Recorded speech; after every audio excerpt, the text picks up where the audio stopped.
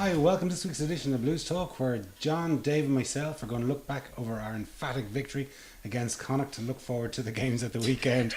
Well, boys, another pretty lacklustre performance against Connacht. Well, it's a new use of the word emphatic that I haven't heard before. I'm glad you're laughing. Yeah. It was the standard game against Connacht. I mean, the only thing that's changed is the jerseys. Over the years, it's always like that. Connacht come up to Dublin, they put up a brave but ultimately fruitless show. You know, the Connacht are a good side, but they're still inexperienced, and you can tell that. A lot of better players this year than they had last year, for example. But they're still quite callow. You can tell by the discipline. For example, the penalty can't kill them. It was 18 penalties they gave away. It was 18-9, I think. Was the final penalty count. So penalties kill them because, you know, more experienced teams are wilier with how they defend illicitly, shall we say. Whereas Connacht were quite obvious about what they were doing. And now they'll go back to Galway and they won't have to bother their arses for another year. Well, the simple thing, we've lost the two games we've lost to Munster and Connacht. They were similar in that both of those teams really went for it. They really went for the breakdown. They were really good line speed and defence. You know, they tore into us. As you say, Connacht were perhaps a bit naive in their tearing into us on a few occasions, but they did tear into us and they didn't give us any space to think or to do anything, whereas we were just a little bit complacent. And it's a thing that it's not like the guys are going out there talking to each other saying, hey, you know, it's only Connacht, don't get too excited, lads. But there's a little bit of, oh well, the other guy will do that. Sure, that's the minds aren't quite 100%. They're not quite there. You know, you can see at various breakdowns where they're all looking at each other going, well, who was in there? What was gone? You know, sorry, too late. And it's only a little. It's only 3%. It's, you know, but it's just that little bit of complacency, and add that to a load of errors and knock-ons and, you know, general. And some guys just old-fashioned not playing well. Yeah. I mean, Mike Ross did not play well, for example. Michael Bent, sorry. Yeah. I was just thinking he played really so badly. Sorry, not Ross. Bent did not play well. No. Connacht have a decent front row. I mean, it's not a shameful thing. Isn't amazing, but Wilkinson had the better of. Wilkinson's a very good player. I've often thought he was very unfortunate not to have more, since he qualified, not to be more representative honours for Ireland. You know. He had a few A caps, didn't he? Yeah, something like that. Yeah, but so, you know, but Bent wasn't great. I mean, you could see the difference when Marty Moore came on. He was absolutely superb. It was, oh my god, it was like watching an entirely different level of play. You know, not just a different player. Well, there are a couple of other things on that as well, though. I mean, in fairness, while Marty Moore is an absolute cube of delight in propping terms, he had Mike McCarthy behind him. Who came on about 10 minutes earlier. So there were a couple of scrums with Bent and McCarthy, and Bent wasn't that much better. But he also was scrummaging against a tired Connacht pack who had at various stages had less than 8 people in the scrum. You know, so but at the same time, what a guy! He's straight into the Irish squad. And who's to say he won't be in the Irish team very soon? You know? I mean, there's a good chance of him starting against Small. Well, it's an option. It gives our recognised tight heads a bit of a break. I mean, Fitz has a problem. Is injured. So I mean, he's in with a shout there, but it didn't just stop at the front. I mean, there were problems throughout the pitch. Yeah. Players just played poorly, made bad choices. In fairness, forced into them. By some fairly resolute Connacht defence and resolute Connacht attack as well, it has to be said. We were on the rack a few times. We were on the rack a couple of times. But you see, that was the difference, I thought. I mean, we knew how to be on the rack and not lose the game. Exactly, yeah. I mean, Connacht got a try, but it was it was an error of our own creation, you know. But in terms of, they were on the line a couple of times and we just didn't, we know how to get out of those situations. We've been in those situations, you know, no disrespect to Connacht, but against far better teams than Connacht. Yeah. And we know how to play our way out of them. Connacht don't have that experience yet. I mean, this is, you know, game 5, 6 of the Pat Lam project. Yeah. So they just don't have those skills. I mean, we didn't have them 5 games into Michael Cheika's role. We took some absolute tonkins when Cheika came over. We took some tonkins when Matt Smith came over, or when Joe Smith came over. Yeah, Fred Sonic Smith. And when Joe Schmidt came over, so I mean, it's no shame on Connacht that they don't have that experience because it's just not something that you can't just wave a magic wand and it's there. Of course, But do you not think that it is because of the errors in the team? Is it because that the team hasn't really been settled? There's been a huge amount of chopping and changing throughout the 6 Pro 12 games and the couple of Heineken games. well, there Like, wasn't. do we much know of do we know our best 15? Well, there wasn't much of a change in the Heineken games, and we were probably complaining about that. We everybody wanted to see Madigan certainly for the first Heineken Cup game, but Madigan has just been unlucky. Like the 2 games I mentioned, Munster. Yeah, you and- got 2 horrors, and like Connacht. 2 horror of games to play in at any day of the week. I think they're the only 2 games he played 10 in. I mean, I know he played a few other games, but he was at 15 Yeah. or 12 or whatever. So he's just been unlucky. And he's also been unlucky in the fact that Jimmy Goppert has played so well.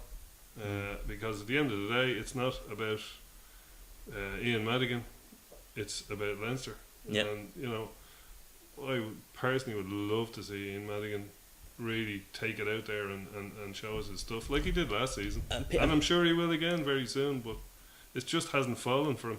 People say that for the good He's of got the the national class. team, for example, that Madigan should be starting. I But don't buy that. I don't buy that, and I don't accept that in any case because it doesn't serve the national team to have a player. Walk in. Whether he walks in or not, it doesn't serve the national team to have a player who's not good enough to get past his provincial rival. Yeah.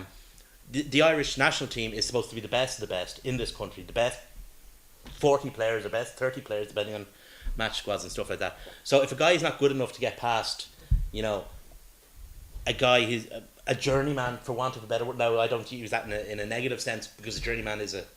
He's on the high end of journeyman. He's on the high. But David Hallwell was a journeyman, for example. And I think he was a. He was a great player. He was a great player. But if he's not good enough to get past him, he's not good enough to play for Ireland. Yeah. That's my attitude to it. So what Madigan has to do for the benefit of Ireland, as well as for the benefit of Leinster and for the benefit of himself, is just play better than stuck in, Goppert. yeah. That's it. Yeah. It's simple to say. In fairness, he took a fair dunt early on from Oh, he took a huge wallop. what's his name? Yeah. 13 Henshaw. Henshaw, yeah. I don't think there was anything in it. No, But he just happened to catch him at the wrong time, and that would have not. He nearly went off the pitch. Everybody was expecting him to go off the pitch. Goppert was standing there ready to come on, so that won't have done him any good. But he got up and played the next whatever it was 60 minutes or so. Well, you see, the thing is, I mean, Ian Madigan didn't actually play all that 70 badly. minutes. Uh, No, I he suppose we're didn't. just expecting him to Yeah. be the spark of life that comes into the team. But the But team he- just Oh, isn't. It just, in my opinion, it's just not clicking. It's just It's not clicking. not And, yet. and you asked, was it because it's an unsettled team? Well, yes, that's part of the reason. We'll say that could be half the reason. I mean, we haven't had a settled team. Between injuries and various different things, we haven't had a settled team. And the other side of that is it's a team learning a new system. Yeah. Both in defence, offence, forwards. It's all new. So you can't expect them to just suddenly hit the ground running as if nothing had changed from last April or May. So there is going to be a performance deficit while they build up to be where they want to be and where Matt O'Connor wants them to be. Well, they've also said that they started with defence, and O'Connor, I think, has come out a few times and said that he wanted to get his stamp on the defence before he went reinventing the wheel in attack. Yeah. Well, I suppose defence is probably easier to fix than to bring a whole new offensive system into play. And when you're kind of shorn of a lot of your starting 15 for various reasons, whether it's the IRFU resting players at the start of the season or just coming up to the autumn internationals where there's a bunch of them away in camp, it's kind of hard to get that system in place. Well, And each Well, team- a lot of modern defence is based on trust. It's based on knowing what the guy inside you or outside you is going to be doing at any point in time. Now, as a defensive system mature, it doesn't matter who the guy inside you or outside you is because everybody is bought into the system. Everyone knows their jobs. But at this early stage in the process, when you have a new defensive system and a new defensive coach, which we do have, then there is no consistency leads to errors. Well, like the other thing about the defence is that it was the thing that was wrong last year. Yeah. We did an L Brazil on it last year. Apart from the Heineken Cup, we just went up and scored more than they did. But we let in a shed load of tries, so it needed Needed fixing. It needed fixing, Yeah. and you need a strong defence. Maybe that's what cost us in the Heineken Cup. I don't know. Hard to come down on either side of that, but it needed to be fixed first, and then hopefully we can go on and recreate our attack. But Because it's not far off. it certainly did cost us in the Heineken Cup. I think the game against Exeter, because we couldn't snuff them out defensively, even though we did keep scoring at a decent enough rate, they kept coming back. We never were able to break their resistance enough to go on and score 6-7 tries that we might have needed, or 8 tries that we might have needed, because our defence wasn't good enough to actually break their spirit. Yeah. So it was you're right to say it was a factor in us going out of the Heineken Cup last year. I mean, there were many other factors, but it was one of them. Well, our discipline is starting to improve, because at the start of the season we did have a few yellow cards, but that seems to have... I think maybe Connacht just overshadowed us in the Well, discipline but stakes. it's funny, because for the second game in a row we've played against a team that's been given 2 yellow cards, Yeah. and ultimately we'll have a look at the try. Ultimately led to the try because they were down 2 men, so they'd obviously reduced numbers. I think that Isaac Boss plays for this yellow card, if you like, because he does. If you go around, he goes in to get the ball, but never actually touches it. So the ball is still in the scrum. But Marmion doesn't realise that. Maybe a bit of inexperience from Marmion, and just leaps on him, and that's it's one of those things. Maybe it was just the wily old head took the young cub for a stroll. Certainly did. But that was probably his one mistake really in Oh, the no, game. I he's thought he had a super super Great like holding player, up Ruddock over Yeah. the line. And I he know, took he's- a good smack off Jack McGrath. I noticed earlier when he did it. I'll tell you one head thing. was sticking to it. What's his name is going to have Conor Murray is going to have to be absolutely on his game for the rest of his career if he wants to keep that Irish jersey, because this guy wants it and he's good enough to get it.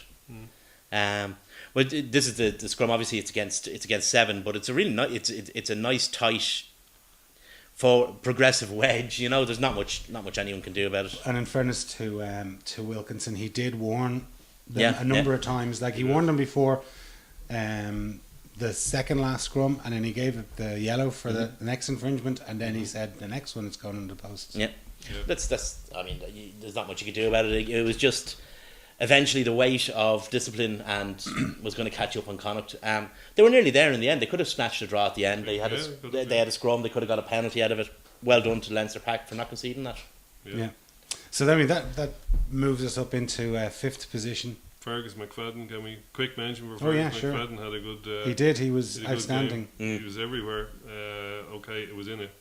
Not the back line wasn't exactly firing, but they did run a few little loops, and they nearly got. It's just they couldn't get into the 22. Connacht were all over them. They were up so fast, but they nearly broke in on several occasions. And one particular break that McFadden did that nearly took him right into the 22. And just wanted to give him a little mention for that. He's actually an interesting player, Fergus, because you look at. Could well end up in the Irish 23 or maybe even 15. He's depending. very different from the Leinster wings that we've traditionally produced. We've traditionally produced wingers like Shane Horgan, The big ones Dennis are the fast Hickey, ones. Dennis Hickey, Niall Wood, going back years, Niall Woods, whatever. But a traditional style of winger, a traditional kind of winger on the outside, beating men on the outside. McFadden's very much like a French winger. When I say that, I mean he's like Leclerc, he's like Medard, he's like Heymans. Heymans is the guy I think of most. He's not like Dominici though. No, he's not like Dominici. He's too tall for Dominici.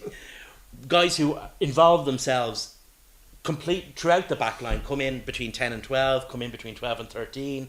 You never know when they're going to pop up, and that's very much kind of Is that because he's a centre playing on the wing? it could well be. It could well be. possible. But he brings something different that Leinster haven't had in a winger before.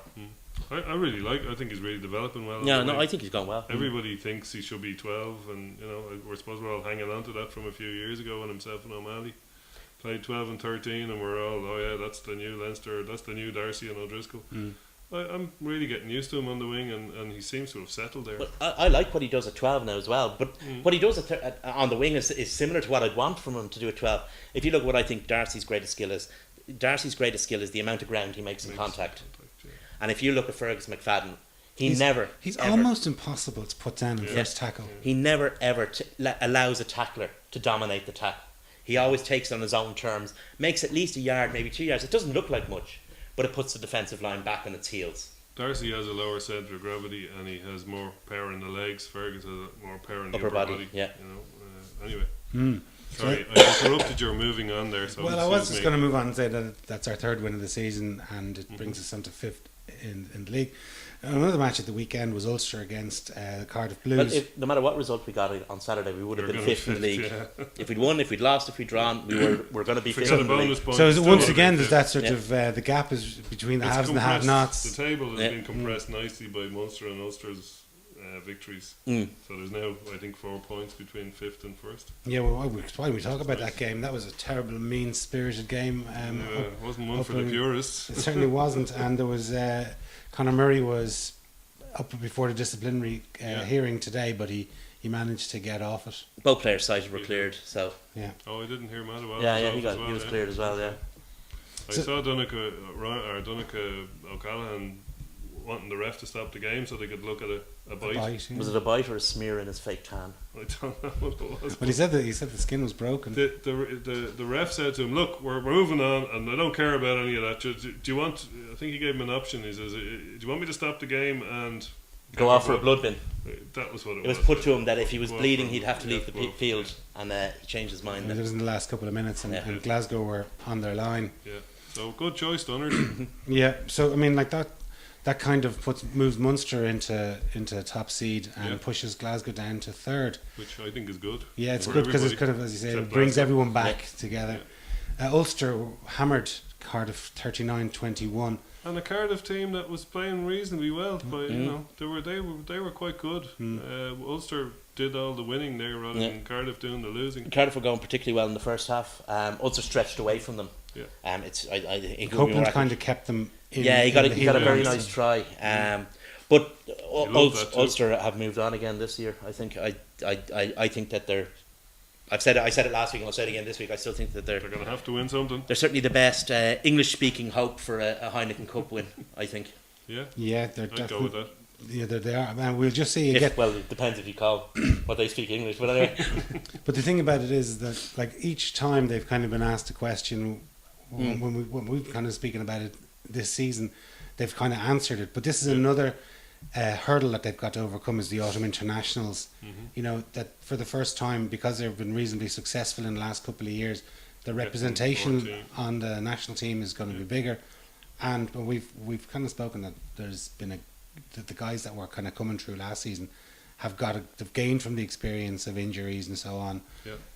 But are those guys going to be able to step up while the internationals are away? well, that's the question. That's what we'll see. I mean, we think Ulster have depth in their squad Oh, which they do. they didn't have before. For sure. And we're going to see now. We're going to know. The proof will be in front of us. I mean, they've lost a number of players to the international call-ups. They've lost And injury. Johan Muller to injury, Yeah. but they're still strengthening that squad. I mean, Craig Gilroy's still there. Michael Allen's still there. John Afoa is still John there. Afoa is still Nick there. Williams is Nick back. Williams is there. There's still a Dyack. lot of There's still a lot of guys there who you would hope would be able to cope with the international break. And Pienaar probably at 10. And Pienaar at 9 or 10 indeed. I mean, and No, he will be at 10. Marshall has come on another year. Marshall is good at what he does. He's limited, but within those limits, this is Paul Marshall, not Luke. Yeah. Within those limits, he's very, very good. He is. And Pienaar would actually, I'd say, if Pienaar was to play 10, I'd say Pienaar would enjoy playing outside that pass because it would give him Yeah. lots of time. I think he well, didn't he do that last year when Jackson Yeah, was he away? did, yeah. He'll be 10 for sure. Yeah. It all seems to be good news for them. Like, their stadium's coming on nicely. Yeah. All those guys that you mentioned have all signed 3-year deals, keeping Yeah. the squad pretty much All together. last week was about all the guys re-signing for Ulster. Great for them. I wish we were the same. Yeah, well, Yeah. maybe we'll talk about Give us that. an L, Sean O'Brien Yeah. there, please. We'll talk about that maybe shortly. But one other match I just wanted to highlight was Zebra's draw with with the Scarlets. Like, you know, they already got their win, I think, against Cardiff earlier on, and now they got a draw against Scarlets, which, you know, at least that team is starting to progress a little bit. They're very good at beating the Welsh, or Yeah. almost beating the Welsh. No, well, it's. I mean, there's an air of inevitability about them winning some games. I didn't expect them to get points off Scarlets, who I thought were going quite well, and had come out of the Heineken Cup strengthened from, you know, the level of form that they'd gone into it with. But you know, I mean, But Zebra. the Scarlets don't want to play against the likes of Zebra, though. No, Of they course, don't. you see, No. that's the thing. Well, that's it. I mean, But that's we make a joke about it, but is that a good thing? Is that a professional way to behave if you're a rugby player, if you're a sportsman, a man that you don't really fancy play, that you're a bit above these guys? Absolutely not. It's like us saying we should be above the Amlin when we went into it last year, and we demonstrated that we were above it, but that's because we got stuck in and played it. Well, that's how you prove it. Yeah. So we play the Dragons next Friday night over in Newport.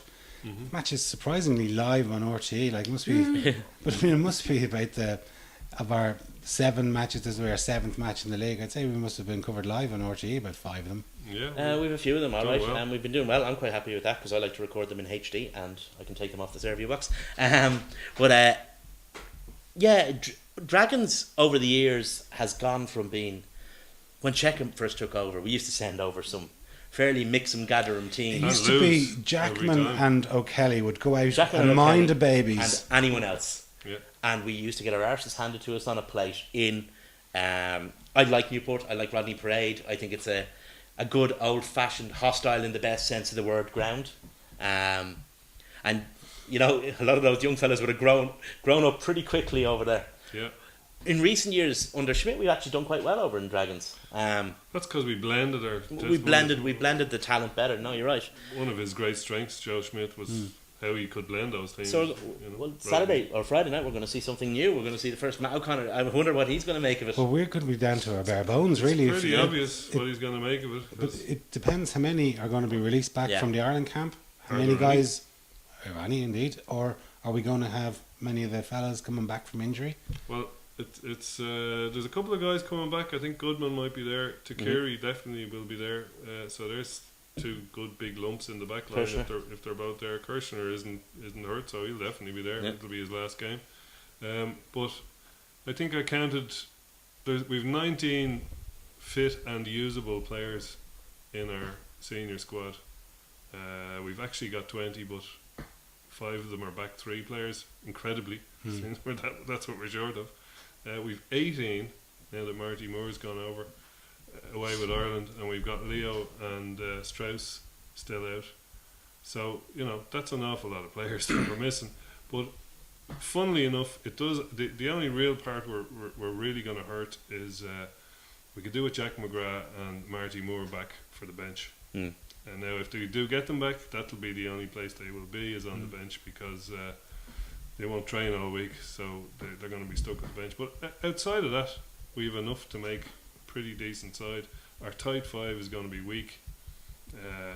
If I'm really going to be greedy, I'd like another second row back as well, either McCarthy or Toner. But outside of the tight 5, we've actually got a decent team. We'll have it. I still think we have numbers in the back row, but do we have quality? We have Jennings. We definitely have Jennings and Ruddock. I'd put Marshall at 8, but I don't think Matt O'Connor seems to like him. No, I think what he'll do is he'll go Ryan at 6 and Ruddock at 8. If you're going to do that, if you're going to bring Marshall in, I'd bring him in at 6. I'd Could prefer, do that too, yeah. I prefer a bit more experience at 8 at this stage. I just don't think he's not there yet. Yeah, maybe you're right.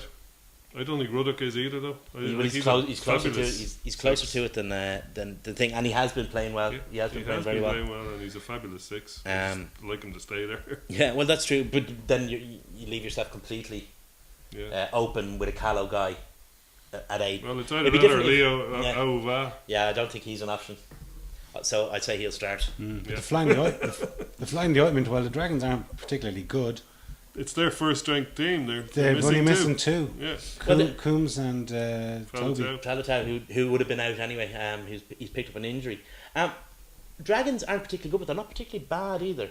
We said at the beginning of the season that they'd signed probably the best of the Welsh provinces, and they seem to have done so. We might even see Mike Phillips. Yeah, well. Depending on how things are going, but the thing is that they've won. Cup tide, Dave. It's cup tide. They've played 6 games. They've lost 3, won 3, but they've won all 3 at home. Lost all 3 on the road. But Rodney Parade has always been a great venue for them. It's what kept them ticking over when, if they're good or if they're bad, they always. And the crowd will be on your back, reffing the game for you. So I'd be very happy to get a win now. I really would. We'll need to have. We'll need to probably have those 2 props and maybe a second row released to us for the bench, and we'll need to bring them on at a certain time to win that game. The real problem would be who's reffing the game, and I don't know. It's an Irish ref, But it'll be an somebody Irish ref, so I'd say it'll be either Fitzmonkey or Clancy. So all bets are off. Well, for the second week in a row, Munster will play the second place team. said. Yeah. Or- Well, the well, top they two. will. It's a clash of the top two. And of course, they're playing the Ospreys, so neither of those two clubs particularly like each other. I don't think there'll be too many flowers exchanged before the game. It's in Thomond Park, though, isn't it? Yeah, Ospreys have a better record than most in Thomond Park. And the RDS. And the Ospreys have a better record than most in Ireland, full stop. It'll be an interesting game. Munster, again, same as ourselves, will have absence issues between both injury But so and will the Ospreys. So will the international. Ospreys in And this. so will the Ospreys. The Ospreys will be missing their 5 lines, etc. 11, did you say, Jason, earlier? Yeah, 11. Yeah. They're missing a Munster lot are of missing players. about 8 Yeah. or so, I think. So the question is, who's got the deeper pockets, or not deeper pockets, but deeper pockets in the sense of Wages. players and keeping players in their pockets. That made no sense. It's who's got the better squad. Yeah. Yeah. Well, That was an analogy too far. I'd like to see Munster win it, but I'd like to see both teams lose. well, maybe if they could not, keep compressing that from a league a bit selfish, for us. exactly, from a selfish Leinster point of view, a draw would be the absolute best result. And no try. And no tries. A 3-3. 3-3 draw, thanks. Yeah. Yeah. So that's the matches for next week. But one of the things that we kind of touched on, but it hadn't been announced because we hadn't recorded it, was the clarification after the meeting that the ERC had with the various unions. And so their announcement, is it a good or a bad thing? The Heineken, is it going to be in place next year, or did they give too much? No, it's a simple thing what they've done, really. What they've done is they've said basically the issues are around the TV deal and the governance of the competition or competitions, and they've basically conceded on everything else. I would say exceeded, in fact, in a few little twiddly bits. They've actually exceeded the demands of the PRL and the LNR. So basically they're putting it up to them and saying, look, there's everything you asked for, tied up in a nice little bow. Just fall in line on the governance. I don't know, the TV deal, I don't know, maybe they'll sit down, BT and Sky, maybe, I don't know, but I'm not even sure which is the bigger deal, but which was the bigger issue, whether it's the TV or the governance. I suspect it's the governance. Governance is non-negotiable. It's well, just not open for negotiation. It seems The to be IRB on both sides. IRB made a statement today and said pretty much the same thing. They said that any tournament has to be governed equally by all the involved parties. That one set of parties or another can't dominate another. So I suppose PRL would argue that they've been dominated for the last few years. that's called democracy. Yeah. They've been dominated by democracy. I mean, Well, it's your man as simple as pulling that. back all the votes of the French LNR to get Luke's elected, that's not really democracy. Well, that can't happen anymore. Hopefully not. Well, it can't because they've signed over the shares. They signed over the shares last year. That's politics, I suppose. Yeah, It is they did politics. sign over the shares. If you look at the shareholders of the ERC, the FFR only has half the original amount of shares because they've actually signed them over to Eleanor to make sure that never happened again. Because that was a big row in French rugby. I'd say it was. But the thing is, that's what they've done is they've called the PRL. Called everybody's bluff, yeah. They called their bluff. They Yeah. said, right, okay. And to a certain extent, I mean, we were here a year ago, 18 months ago when this first started, and we said, yeah, I mean, there are things like giving the French space to play their championship and reducing teams and stuff like that could be done. In fairness, there's a lot of things that, personally anyway, that I hadn't thought about, and that a year ago I would have been going, oh, that's ridiculous. That I'm now going, well, actually, they have a point on that. There's a few things, and just because they've been teased out over the last year, I think that there's more justification than I probably would have thought a year ago. Well, one of the big things that they've done is they've split the monies Yeah, a third by that the would be league, great. which is obviously going to For mean a us. reduction. Now, they did say that each Celtic team each Celtic won't union get any less. won't be reduced, but that means that there's going to have to be a substantial increase in the amount of money that's been distributed. But they already know what the increase is if they can get everybody involved. The key to it is if they can get everyone involved. Of course, if only there was somebody in the PRL side with experience of the raising money and being a commercial director of a competition. Oh, hold on. What was There's Mark two. McCafferty's job before he became director of PRL? Yeah, He was the commercial director of the ERC. So if there's a problem with there not being much, if the ERC hasn't been raising enough money for the clubs, they don't have far to look. But that's And the thing. who succeeded him? Rennie Buscatel. who is the LNR. Yeah. So So those two guys between them have been the marketing director of the ERC. In fairness, though, they have been. There were other people on the committees that went looking for the. I remember a quote from Mick Dawson, for example, saying in the 2007 thing, saying a better deal wasn't out there, which maybe he's right, but it is very hard to prove a negative, and it's very hard to very hard to conclusively say. Well, that I have no a better doubt deal that wasn't Martin out there. McCafferty as commercial director and Peter Wheeler as one of the directors of the company did their absolute best. And I'm sure that they haven't shared that information with the BT, PRL, because no. to do so would be a crime in this Yeah, country. absolutely. And I would doubt that they would do that, because that would involve spending time in prison. So office of the I know there's at least one person out there who watches this from the office of the director of corporate enforcement. So, but the thing is, just to go back to the original point, it's all about calling their bluff. They said, right, here's everything you asked for except for one thing. We just want to keep one thing. Now, be reasonable.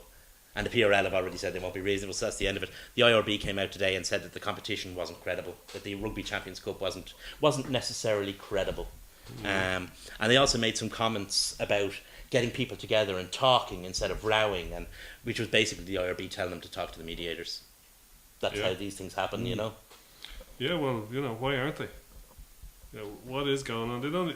It's not even coherent. A lot of the stuff they're coming out with, it's not really. But seems to be this Doesn't absolutely scan. orchestrated PR Totally. Yeah. campaign. Like even on the fans' forums, Yeah, there's I people think coming there's on somebody coming for up, hours and given. sitting there. Yeah, I It's think some of unbelievable. those are actually, being paid to do so. They have to Or- be that passionate about it, and to be arguing so strenuously in favour and not giving an inch. Not saying, well, I can see a little of your point. Just They're complete popping up all party over the line. shop. Yeah. It doesn't matter anyway. This won't be decided on internet forums. It'll be decided in smoky committee rooms. Or But doesn't it smoky show committee you rooms. how scared they must be if they're getting people to go on I internet would doubt that forums they're doing to- that. In fairness, I would doubt that they're doing I that. wouldn't say There's- they're doing it officially, but there are a certain amount involved in English clubs. Little Englanders, I don't want to put any stronger than that, but who would think that, we gave rugby to the colonies, and how dare they tell us how to ruin it, how to run it, How to ruin it. So Freudian how to ruin it. slip. Well, they certainly are attempting to ruin it. It'll all be sorted out. I mean, But there has the bluff to has be, been called. but like looking at the bigger picture from Irish rugby's point of view, there has to be ramifications for this, because there's a bunch of fellas coming off contract now. Like we can just think of our own club, whether it's O'Brien or Heaslip or any of the guys, and even like Donegal Dave Ryan, Kearney. Dave Kearney, all those lads. They have to be in the back of their mind thinking, hang on, do I really, if this thing goes tits up and it's not sorted out, do I really want to play in the Rabo Direct and have no European competition against the perception that there's really only about 5? Well, what's their strong. option? If there's no if they're playing in the Rabble Direct and there's no European competition, where are they going to go to get European competition? Well, Nowhere, unless- because there'll be no Top 14. European competition. they'll be going to the top 14. Well, they'll be going to top 14, but they won't be going because No, they'll not be getting necessarily, European but- competition. They'll be going but- because they'll be getting money, But the carrot is, and that's fine. but you know. Dave, the carrot is to keep them here is that it's a double-edged sword insofar as the guys are in Ireland, they're staying, they play in Ireland, they have the carrot of playing European Cup rugby, they play for successful teams. They might be paid less money, but the way that they're managed is better for them as a career. However, if They you're get a only big- going to play, Big wedge of cash back. but like if you're going Yeah. if you've got an Irish international who's playing for Leinster, he plays in front of 18,000 people in Ireland whenever he plays here. He goes over to Wales, he's playing in front of a half-empty stadium. He goes to Scotland, he's got the same. Or he can go to Fully France. empty stadium. Fully He empty goes to stadium. Scotland. But he can go to France and have a bigger paycheck. Obviously, you have to play a lot more rugby, but he's also playing in a stadium that is, there's a great atmosphere Passionate, there, yeah. and people are interested in it. I mean, the simple thing is the IRFU has no carrot. No. I mean, it can't compete. Well, it it can't has really. the ones that he mentioned of being able to mollycoddle them and say. Yeah, it has that. It has that. Give them the tax back. The tax back is irrelevant now, because you don't have to be at home to claim it. No, but you have to be at home to make the money. That Well, you have to you're be gonna here get for the long tax enough, back but on. you're earning an extra $200,000 a year. The tax back becomes. But your career might be 3 years shorter. Well, it might, or Exactly. it might be 3 years longer. I mean, where's the evidence that playing in the Irish system prolongs your career? Look at O'Driscoll. Look at Johnny Wilkinson. Well, how many seasons has Johnny Wilkinson missed? Johnny Wilkinson, under the English elite player management system, was made of glass. How many games has he Yeah. missed since he went to France? But the problem is One, that two. But the thing is, Dave, he was playing international rugby, where he's not playing Yeah, now, he's and only more, international rugby is at a higher standard than either the Celtic League, the Pro It's 12. it might be a or- higher standard, but it's not a higher There's no- intensity than top 14 There's rugby no in terms point. of physical There's stuff. no point in pulling out Johnny Wilkinson and Brian O'Driscoll to prove anything, because they're two exceptional individuals who would have thrived wherever they went. Logically, especially as the point has been made a lot lately, somebody like a back row forward like Heaslip, or even more so O'Brien, who does get injured and plays in just such a aggressive fashion, he's bound to get injured. If somebody like that, it's very different to a 10. Okay, a 10 gets charged at by a few sevens in his day, but the sevens in there knocking heads all day, and they get injured. Somebody like Sean O'Brien going there, I'd be less. I would think Sean O'Brien will have less seasons in France than he would in Ireland. But that's purely supposition. Of course it is. There's Of course it absolutely is. no evidence to suggest that the Irish player protection system prolongs players' careers. There's none. There's absolutely not one jot of evidence. Well, I remember hearing an interview only a couple of days What ago. age with- was Dennis Leamy when he Well, retired? okay, but you know, there's going to be a guy that could be. Again. There could be a fella who's 15, gets bad injury and Exactly. retires. Yeah, but I'm saying that's hold what on. I'm saying. There's But no I evidence. heard an interesting interview with Keith Wood there. It was about 2 or 3 weeks ago, and he was talking about when he was playing with Harlequins, That's right, yeah, and I heard that. he was just. He's obviously very good friends with Axel Foley. Mm-hmm. Axel Foley mentioned the amount of games that he played. I think he said something like 12 games up to the start of Christmas, yeah. the Christmas. And Woody was saying, because he's played nearly 20. Mm. You know, and I think he he said, played 22, you know, and there were seasons where he played 40 games. Mm. You know, But the question is, and look at he can hardly walk. should look at Bernard Jackman. He can hardly walk. again, you can't. But that's my point. You see, there's no evidence either way to suggest it. It all I depends. think you're was- ignoring the evidence. If it there was all- a scientific study of it done, then we would find out. Yeah, but there hasn't been, because for I want to every get somebody like the demented mole on the case. He'd Every- have the stats to back it up. every crocked foreign player, I can quote a crocked Irish one. For every long living foreign player, long with great longevity, you can quote one Irish as well. Of course.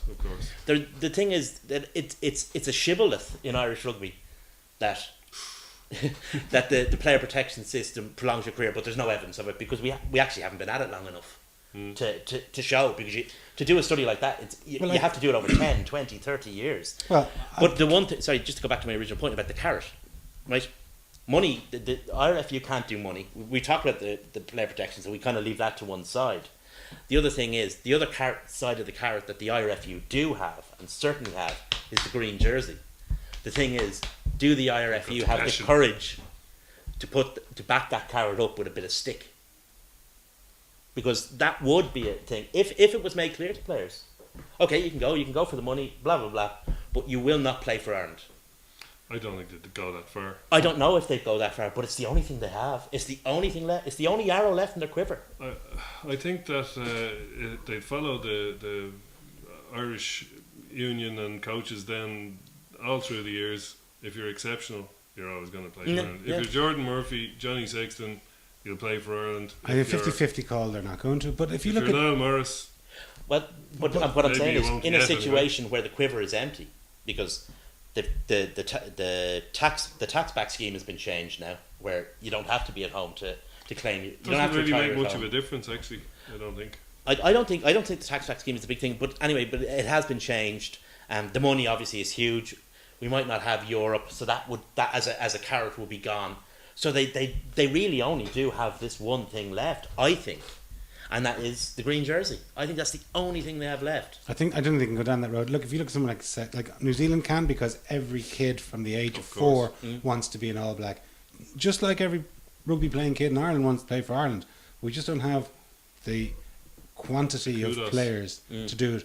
Look at South Africa. South Africa is Okay, more people Yeah. play rugby in South Africa than probably any other country, maybe with the exception of England, I don't know. But anyway, it's a huge percentage of people play rugby in South Africa. They all want to be a Springbok. And a It's few years minority ago, sport, though, in South Africa. a few years ago, they changed the way that they pick their national team, and they, up to that, if you didn't play in South Africa, you were gone. See you. Now they'll look at Kirchner now, they pick There's, guys. loads of Pienaar. them. There's probably You know. more of them overseas Yeah. nearly now. because they kind of have It to. doesn't matter if you're in Japan, France, England, Ireland. They'll pick their team. All I'm saying, I'm not saying they should do it. I don't think they should do it.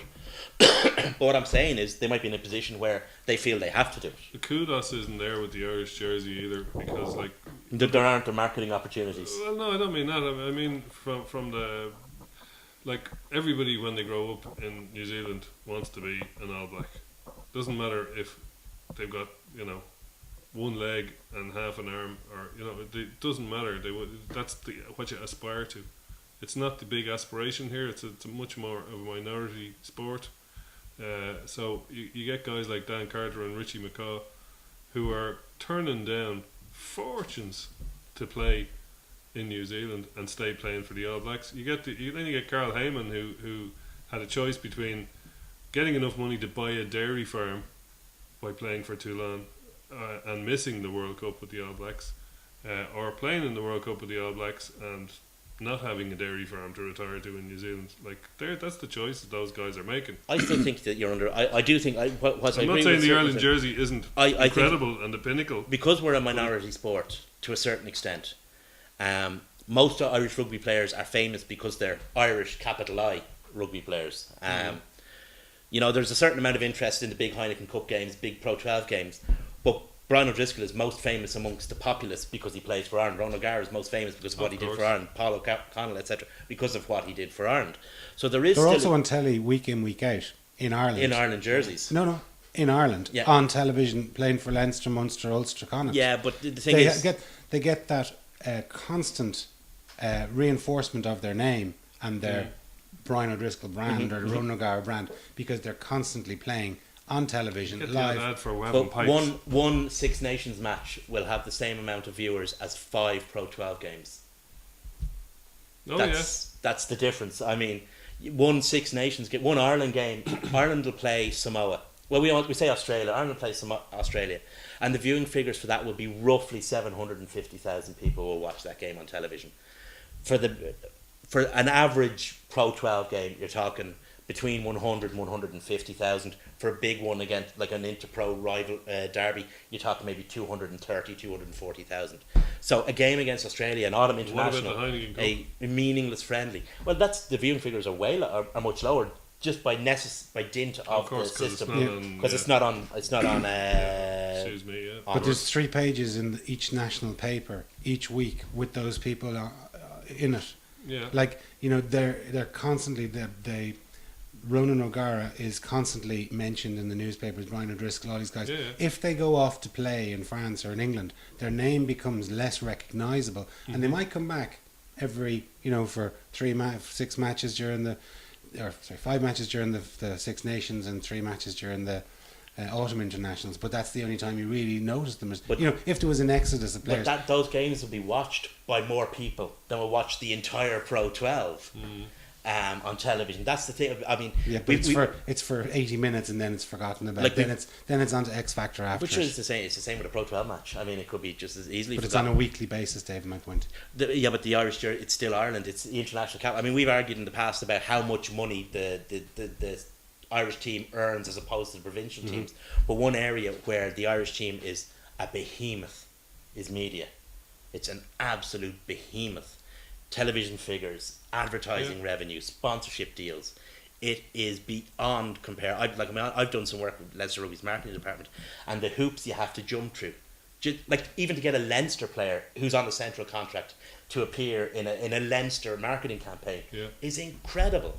Because You need permission. Yeah. you need permission. You can't use them singly. There's a rule of 3. You have to use 3 at the same time. All this kind of stuff. Well, all I can Because say the is Irish team owns rugby media. well, I'm still sitting at home waiting for Paul O'Connell and Johnny Sexton to knock on my door and ask me if I want to kick about. Well, maybe so. So anyway, maybe they'll call for you next week. So anyway, thanks very much, lads, for doing it, and thanks very much for watching. Cheers.